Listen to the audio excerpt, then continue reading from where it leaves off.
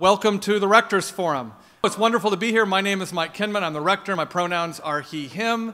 If you are streaming with us, welcome to everyone who's streaming across the country and around the world. It's great to have you here. If you are new with us this morning, we'd love to find out who you are and be in conversation with you. There are green sign-up sheets by the doors. You can just sign your name and contact information. One of the things we do together as All Saints Church is we put our faith into action. And each week we pick one thing, one way to put our faith into action together as a community.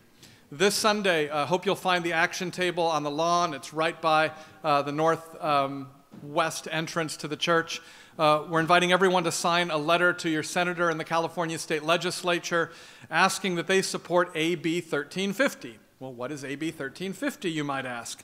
It is a bill that will help further California's climate change and emission reduction goals by providing fare, free public transit to youth riders 18 or under.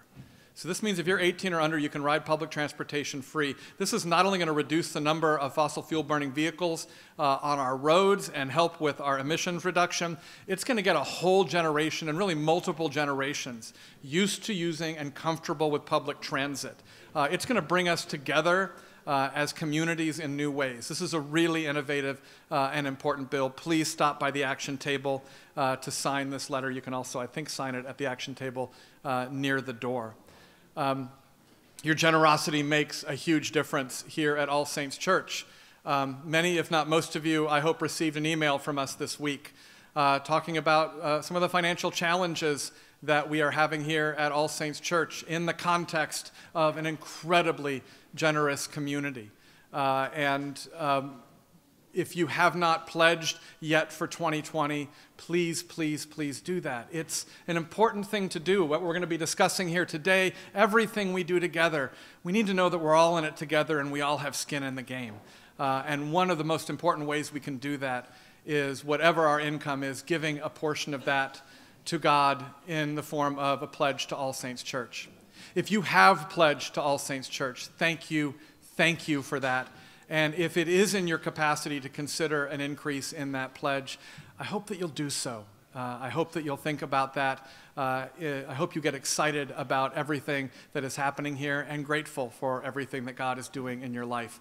If you want to talk or pray with someone about your pledge, I'm available. Other clergy are available. Terry Knowles, our director of giving and stewardship, is available. Please do that. If you are streaming with us online, right below where my face is, there's a donate button. Just click on that. You can make a gift right now. You can make a pledge right now. No gift is too small. No gift is too large.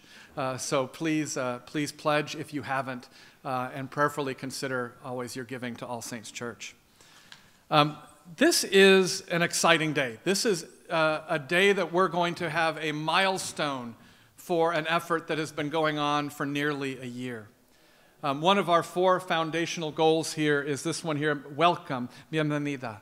And how we have been looking at that goal is looking at our space, our physical plant, our campus as All Saints Church. And there has been a group called PACES, Planning and Campus Enhancement Strategies. It is a task group that has been called together by the vestry to present the vestry with options for a phased redevelopment and refreshment of our campus. And this is options for helping our space and buildings be a reflection of those values of radical inclusion, courageous justice, joyful spirituality, and ethical stewardship.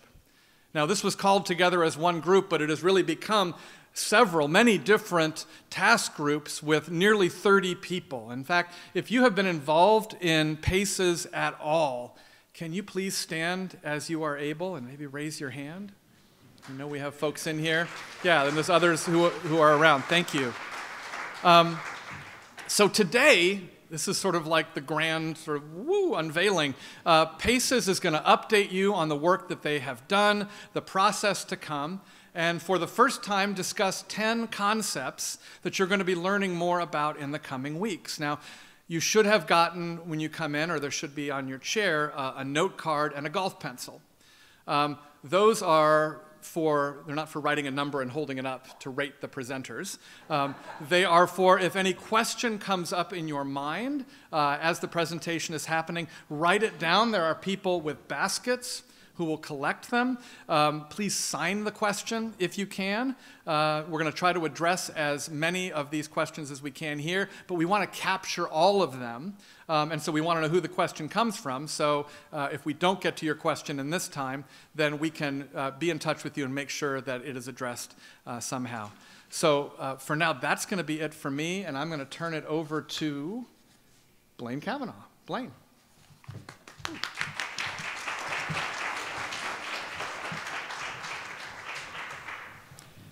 Thank you, Mike. Thank you all for coming.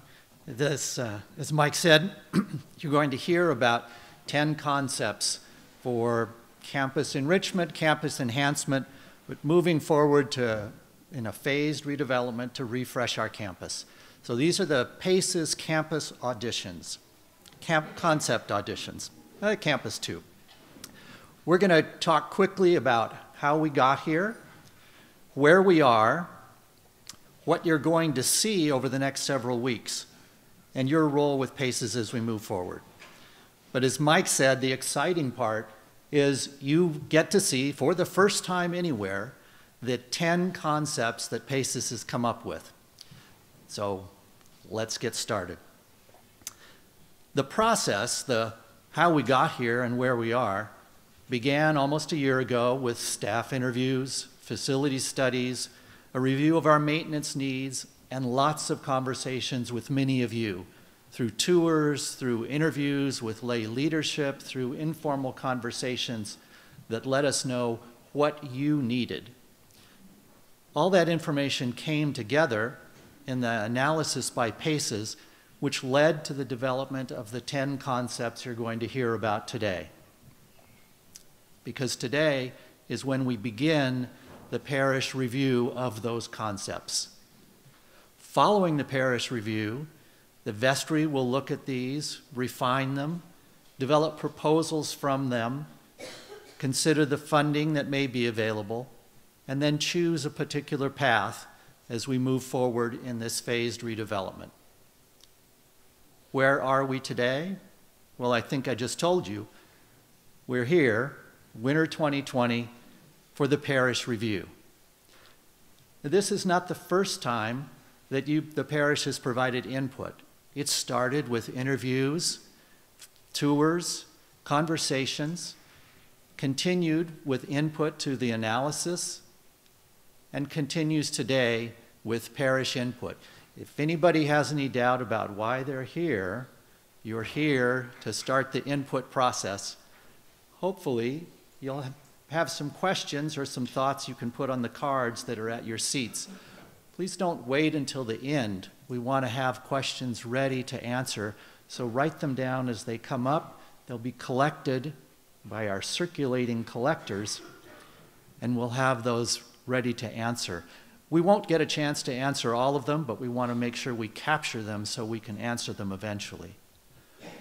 This is not the end of input from the parish. It will continue as we move through the process. And once again, this is why you're here, to begin this input process. So what do we mean by concepts? Well, you'll notice there's an S up there, because this is not a single grand plan. This is a set of concepts, things that could be done. What's a concept? A concept describes, for PACES, possibilities for a building or a facility, for a resource, where investment would benefit the church, be consistent with our 4 core values, and consistent with our space's guiding principles. It could be maintenance or repair. It could be a new building or an addition or improved facilities. It could be relocation of something within our campus. But it is not a specific design or construction proposal. Not yet. That's a later step. It is a set of possibilities. Specific proposals come later. But the concepts or areas to focus on must be first. We can't start with 10. Remember, it's a phased redevelopment, a series of small to moderate steps. As with any audition, not every concept makes it up through. So these are the beginning of the auditions. Refining the concept is the next step, and in this, your views matter. Your views are essential. I mentioned the PACE's space planning guiding principles. Flexibility and loose fit. Whatever we do needs to be able to adapt to our needs as they evolve. It has to be something that can provide where we can get funding. It's phased. It needs to generate enthusiasm, otherwise why do it? And we need to refresh our campus. Now, part of refreshing our campus is maintaining our facilities. This is our inheritance, our legacy, and we need to keep it going, but we need to keep it going in a way that makes sense for today. Bringing the staff together, a staff that's scattered across the campus, would dramatically improve their ability to collaborate, to share, and make it a much more efficient operation. Ensuring that whatever we do improves the accessibility and is inclusive of everybody here. Then we want to make sure we demonstrate our commitment to the environment, safety, and it needs to be something that the city will approve. 10 concepts have been developed. As you saw in the process flow, these concepts come out of a lengthy planning process, almost a year. It included detailed analysis, surveys, discussions with many people, and all of that was distilled or has been distilled into 10 concepts. Each one is achievable. Each one has a few options. The options vary in exactly what they do with that concept. And the final version may include elements of many of the options. The concepts are presented without preference. There is no ranking here. That's one of the things you get to provide input on. So we're showing current issues, future possibilities, and approximate cost. We have to choose what's first, what's most important, what gets prioritized. And that's where you help. So to tell you about the concepts, we've developed storyboards. And my assistant here will reveal the storyboards. For each concept, there are 2 boards. Today, the issues, and the future, the possibilities. These will roll out on the lawn, but we'll also have flyers for each concept that you can pick up as you leave today for the first one. Remember, these will roll out over time. And there will be more as we roll them out. Over the next several weeks, you'll see these, a few more each Sunday on the lawn. And as you look at them, don't get too concerned with the specific design options, the details. These are concepts. They're not something where we are locked into a particular diagram or drawing or picture. It's an area that we think would benefit from attention. Your views are important on this. What do you like? What do you not like? And remember, the focus is on the concept because they are not yet specific designs. So what should you do with these storyboards? You should spend a little time with them out on the lawn. And by the way, there are 2 up there today when you go out. Ask questions. Was something missed? And consider which concepts are most important, least important, which align best with All Saints' mission, vision, values, and our space planning guiding principles, which will generate the greatest enthusiasm and support, including financial support, from parishioners, which will most benefit you and your family, which will new members in our community find most attractive. So what's first? And again, where should we start? So here are the 10. I know this is what you've all been waiting for. You're going to have your pencils ready. Remember that they're presented in alphabetical order. There is no preference or ranking here. So don't think, where's mine? It's not at the top of the list. I already mentioned consolidate office space for greater efficiency and collaboration. Converting the old rectory, the building out there, to small meeting rooms and conference space, something that we are sorely lacking. Creating a center, a heart, a campus hub with a welcome center to bring new people in. Develop a playground, community center space.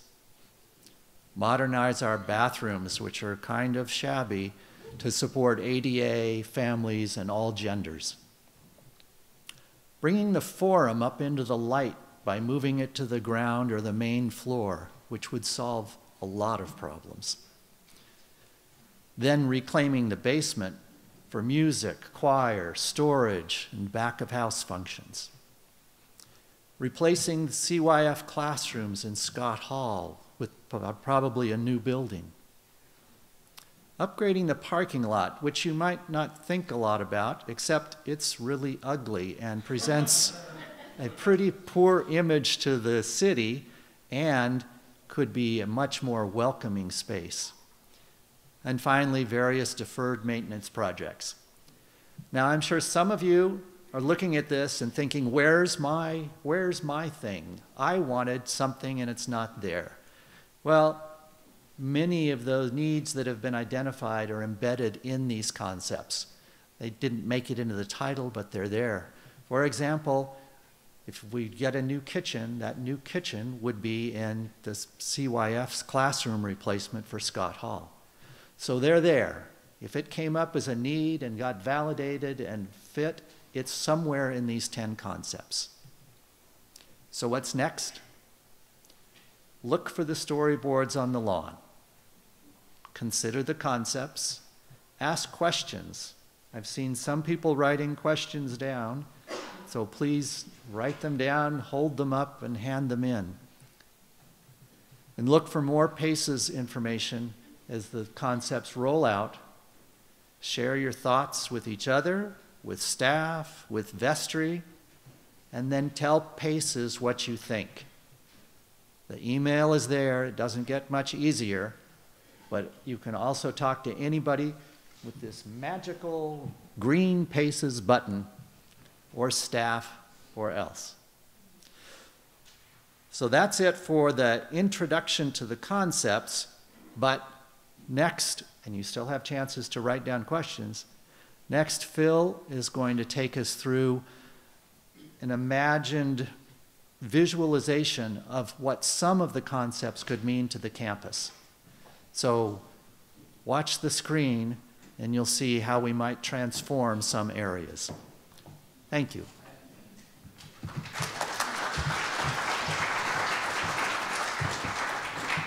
Good morning. Thank you for coming. I'm Phil Naecker. I'm co-chair with Lonnie over here of the PACES task force.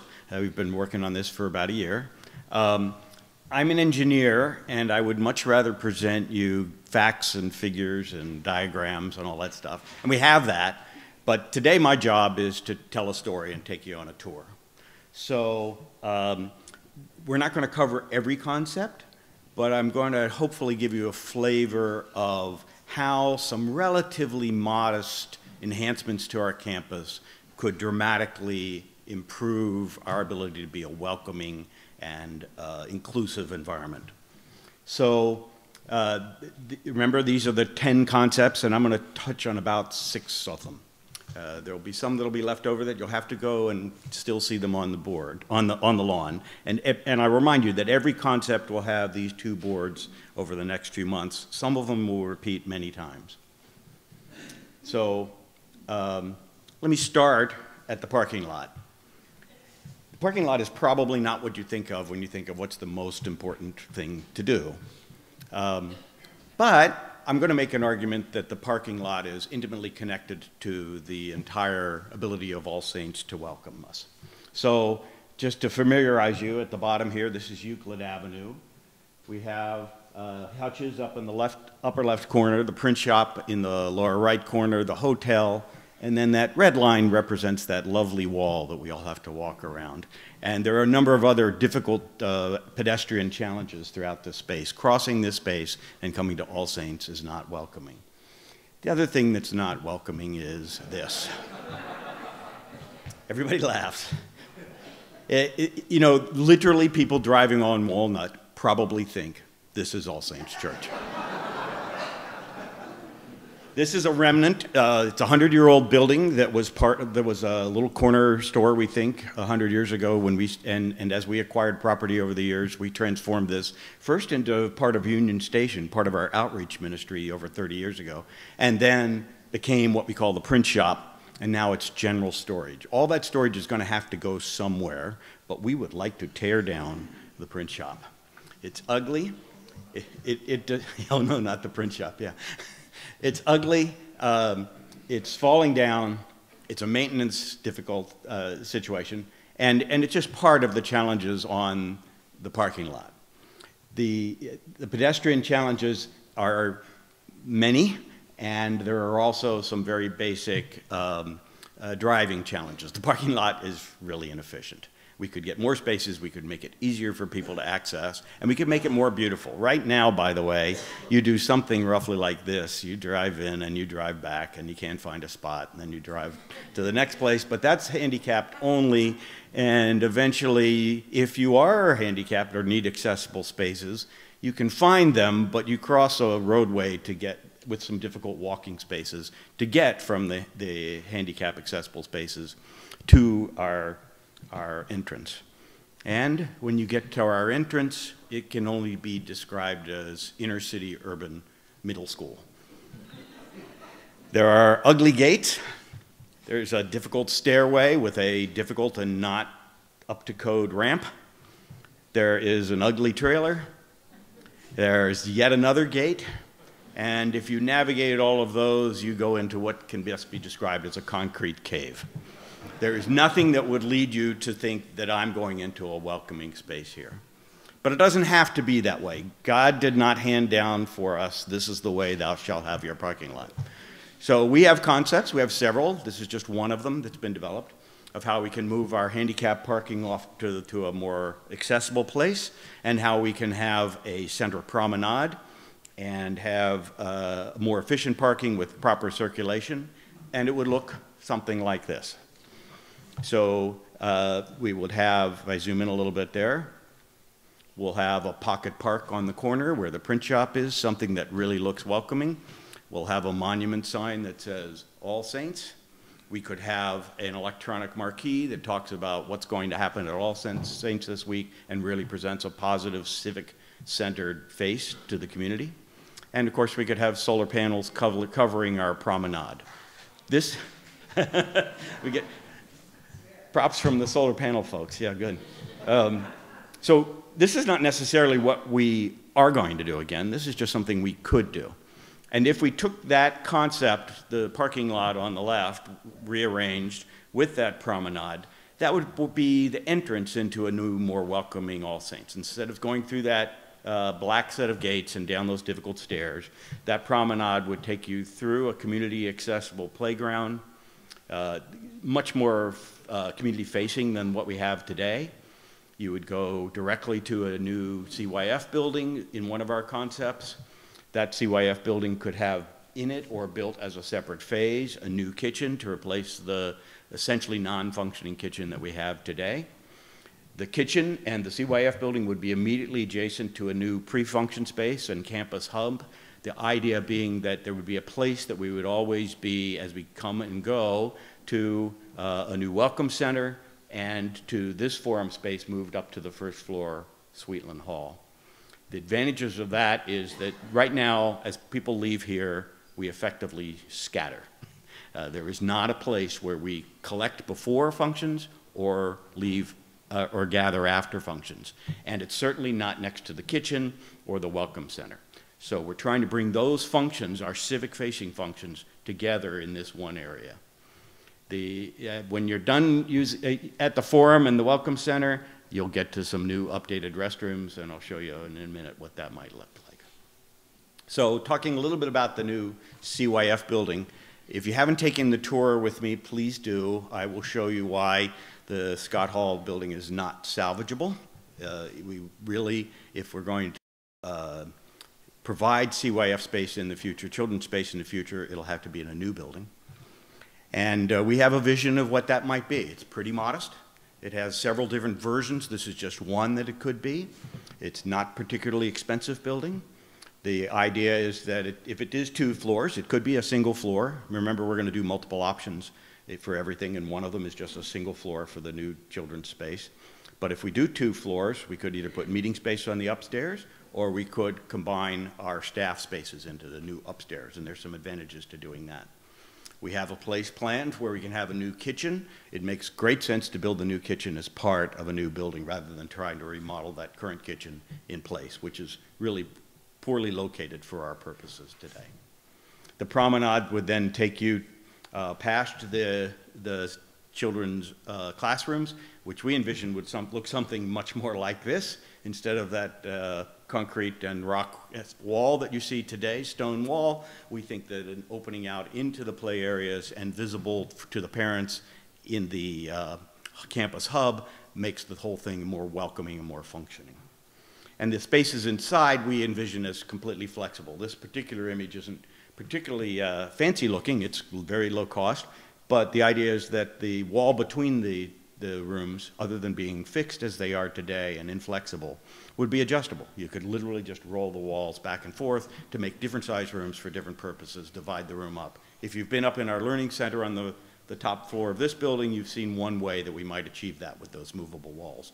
So we envision something much more like that. It's inexpensive, gives you a lot of flexibility.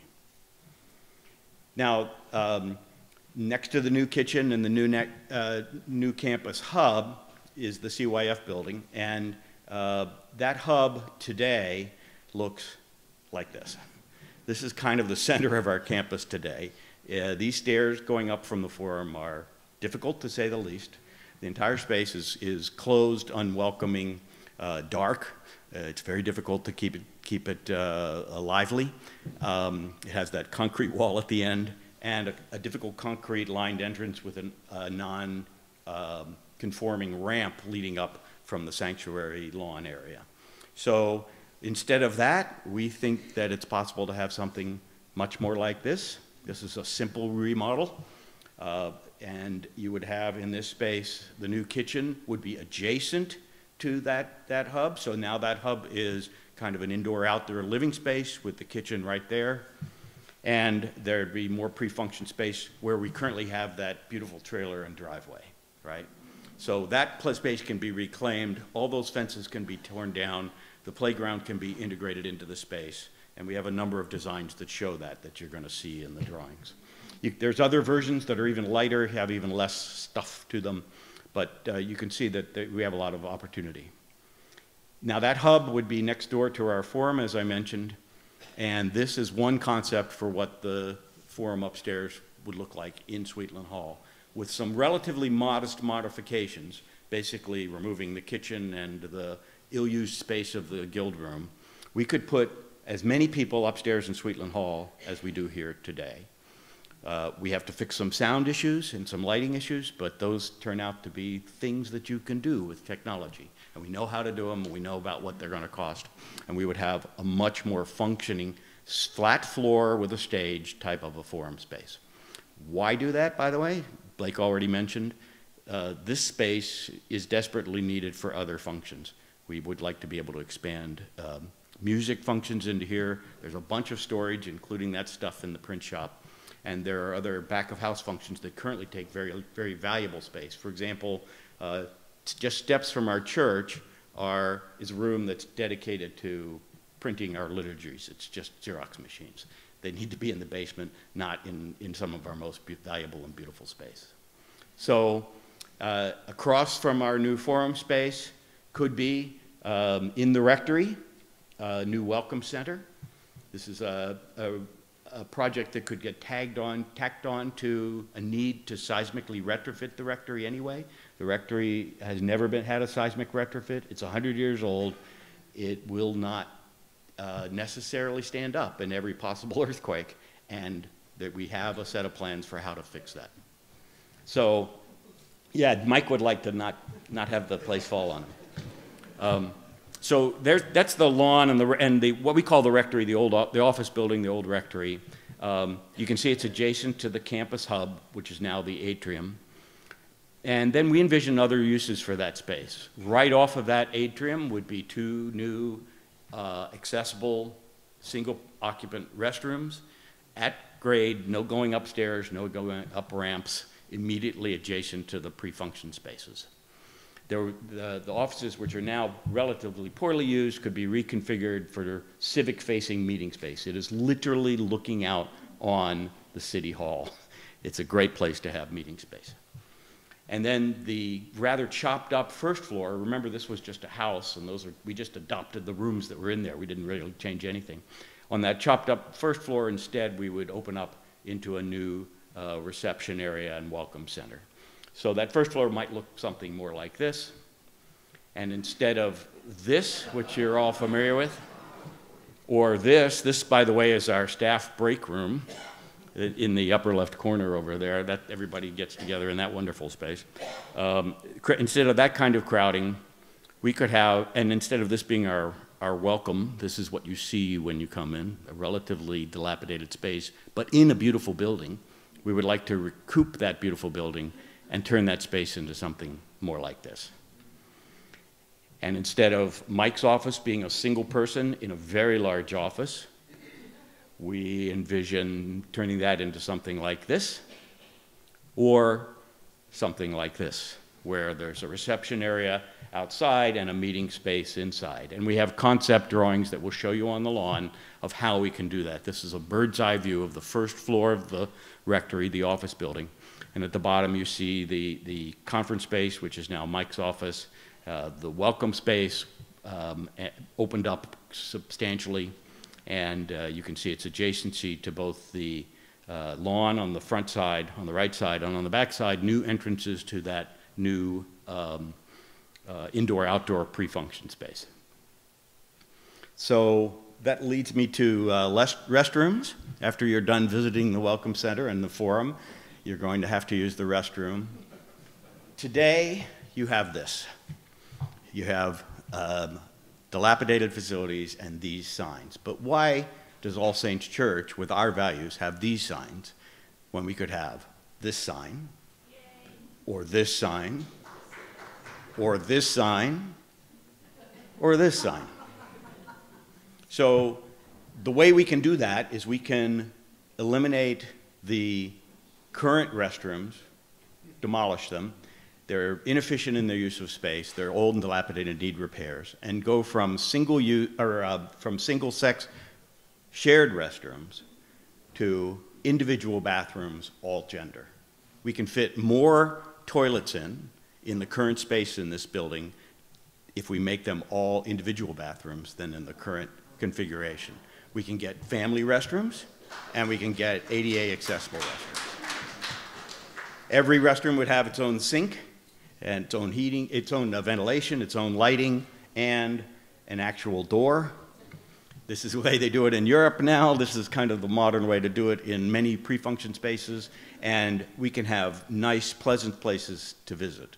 By the way, this is our kids' restroom in Scott Hall today, but they can really deserve something a little better for restrooms too, so we're thinking something more like this in the new spaces. So these are just a little bit of a tour of those 10 concepts. So we haven't touched on all of them, and I just wanted to mention the ones that we didn't even mention at all. One of them is that process of consolidating office space, and we have 2 major ways to do that. One possibility, by the way, that we are considering is to just seismically retrofit the rectory and then just put people back into the rectory, move it back into a reconfigured rectory. That's possible. But we could also consolidate office space over the second floor of on the second floor of the CYF building, and there's a way to do it in this building too, with some trade-offs. So we're looking at those options, and you'll see them when you go on a lawn and look at the consolidate office space concept boards. I didn't talk much about the playground and community center space. We're trying to figure out what that looks like.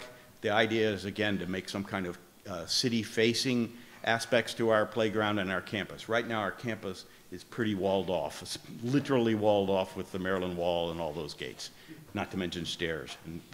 And did I mention black gates? We can reclaim this basement, as we mentioned, for back-of-house functions and deferred maintenance projects. So I haven't talked about those, but they're all in this list of concepts that we're going to present. Again, there's no preference to them. The ones I mentioned to you are not things we're going to do. These are things we could do and possibilities we could take. So, again, just to echo Blake, your job now is to look for those storyboards on the lawn. There's going to be 2 up there today, talking about how we could remodel the current, what we call the rectory, the old rectory, the office building. And we really want people to interact with those boards. Those boards you can see are quite flexible. They're just pins and pictures. We are going to let you put Post-it notes up. We want people to say, I don't like this, I like that. The boards may change based on input that we get. In 1 week, they'll come back from week to week with changes that we've heard. So we want you to look for those boards and interact with them and talk about them with us. And again, the boards have multiple options on them, and they have cost estimates, too, for each of those options. So you're not just saying, I'd like that, and then hearing later that it's $10 million or $10,000. We'll know how much it is when you start. And that's it. The next step for us is to hear back from you. And we have time for questions now, and hopefully we've collected some. Yeah, thanks first of all to Blaine and to Phil. We have several people who may be here to answer questions, and gotten a whole bunch of questions. What I've done is separated the ones that are questions from the ones that are statements. We're keeping all of them. We probably have more than we can get through. I'm going to sort of get through some of the ones that are really easy to answer first, and also the ones that multiple people have asked. The first is just a really important question of clarification. Isn't the rectory the home where the rector lives? And so, yeah, remember we're talking about none of these involve the place where my family and I live. We're talking about the old rectory, that building that the rector's office is, that used to be the rectory. So we're talking about the old rectory, that's what that is. So I will not have to be living in a Motel 6. What are the items, some of the items requiring attention listed under deferred maintenance? Can you just give some examples of that? We have, better than examples, we have a 340-page report, I think it is. Please don't read it all. Yeah, you may read it all. It's on the website. If you go to allsaintspass.org/paces, there's an index of all the materials that we've posted. We have some of our budget information, we have some of this planning information up there, and we have that deferred maintenance report. It is a long list. I will not... Can you give like 1 or 2 examples of things that it includes, the roof on this building is 30 years old and 10 years past useful life, and leaks all the time, leaks into Wei Chen's office, it leaks into the Learning Center. You can't fix that roof without also fixing the air conditioners, and the air conditioners are also 30 years old, terribly inefficient, require a lot of excess maintenance. There's a fire sprinkler system that would have to be modified when you did that, so there's just a few. I already mentioned the seismic retrofit of the building. And where'd Lonnie go? Or the other big ones? It's also important to note that many of the deferred maintenance projects that were identified, deferred maintenance needs, are included in these concepts. So for example, the Scott Hall needs an enormous amount of maintenance, which is why it's less expensive to rebuild it. But if we rebuild it, we address all those. So there are some things like the roof that is not in any of the concepts, but would still need to be done, and that's why there was a 10th item for deferred maintenance that doesn't fit in other things. Okay. Dial me up, Josh. Prior building campaign, question. How much was raised, actual contributions made, not pledges, during the prior rector's building campaign? Total dollar amount raised, dollars already spent, remaining dollars available. Is that a Terry Knowles? I think this Terry? is also on the website. You're welcome to go see all of those figures in great detail. So Terry, do you want to? /paces. Yeah, please, Terry, go ahead. Morning, everybody. So the most recent capital campaign raised about $18 million in gifts and pledges, of which about $11 million was fulfilled, of those pledges and gifts. Just under $9 million was spent on architectural services, on the lengthy process with the city of Pasadena for approvals, for fundraising consultants, and for planning. And then in late fall, as you know, the playground was installed on the north side of the campus, which cost about $150,000. So the remaining approximately $2 million is earmarked for future building projects that align with the master plan for the most recent capital campaign. But that $9 million, that was the prior plan. Right. Correct. That's correct. Yeah, thank you. Will the concept storyboards or flyers be accessible online? Good question. We didn't actually think about that. Thank you. We'll make that available. They're in electronic form, and we'll have everything on. So, yeah, they will be. Thank you. Excellent question. How and when will Hutch's be removed? Can it be purchased? You might want to tell people what Hutch's is if they don't know. Hutch's is the funny little restaurant that's constantly under construction for the last year. Someone else bought that. They tried to sell it to us at the price they wanted to sell it. We weren't interested. I would say that project is in some trouble, given how long it's taken to do something there. We have no plans to buy it. We don't really need that space. I don't know what's going to happen, but it's not in our plans anywhere. No, it's owned by someone else, and we're not going to make plans for property that we don't own. Yeah. Please talk about how you have thought about staging so that nothing is done that would have to be undone by future projects.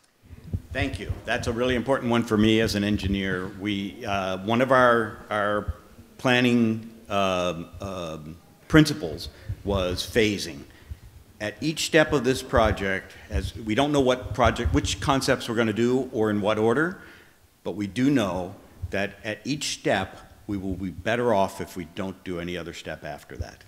Does that make sense? In other words, when we do a step, it won't put us into a bad place where we have to continue, and it'll be a place where we've improved things and can take stock and look at how we spend our money and decide what we want to do next. So it'll be a phased project. That's why these concepts are set up the way they are. And I don't know if we mentioned it, but one of the things I like to say about the concepts is each is achievable.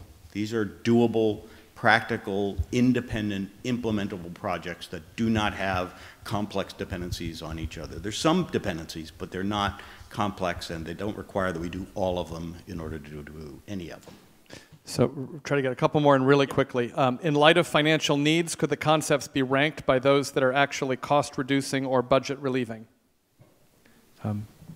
That's what we're looking for input on. How important is that to the parish overall? The vestry will make the determination of which projects are the most important. I would hope they'll consider that, and because we have budget dollars in these concepts, we'll be able to help with some information on that. We do have at least a couple of those concepts do generate revenue.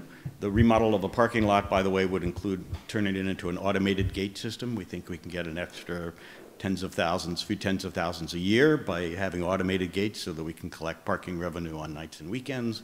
And there's some revenue generating opportunities by improving the kitchen and making better pre-function space in the new spaces for weddings and gatherings and that sort of stuff. And then I'll end with this one. Is there a concept for structured parking? Could that be combined with mixed-use development to generate income? Have you considered partnerships with developers? We have not. It's not on the list at the moment. The part of PACES, though, is to generate a plan for planning. Right now, we're just trying to focus on these concepts, but before we're all done, we want to enable the church to do continuous planning around these kinds of things. And so that might be one of those that would come up as a follow-on planning activity. Well, and I'll use as an opportunity to say that the feedback we're absolutely seeking from all of us as the congregation. We're also reaching out into the community and saying, what are the growing needs of the Pasadena community? And if ideas come up that can serve the community, one of the reasons we were really excited about the playground is it's not just for us. It's for kids all over Pasadena. I've seen lots of kids come in and use that. We have parents who are in court with their kids who during a break come and use the playground. So we're always looking for ways that we can live out our values in serving the city of Pasadena. So one of the exciting things about this is a dynamic, generative conversation that we all get to be involved in. So that's exciting. Can we give everyone who worked on this just a hand? Thank you so much. Yes.